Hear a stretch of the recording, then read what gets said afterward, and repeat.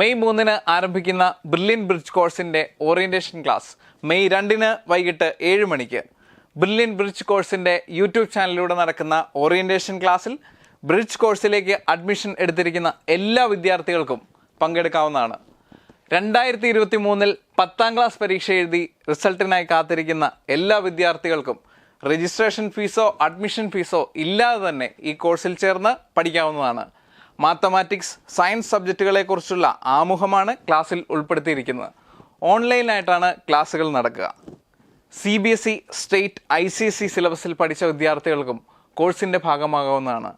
ബ്രില്യൻറ്റിലെ എക്കാലത്തെയും ശക്തിയും ഊർജവുമായ മികവുറ്റ അധ്യാപക നിരയായിരിക്കും ക്ലാസ്സുകളുമായി നിങ്ങളുടെ മുന്നിലേക്ക് എത്തുക.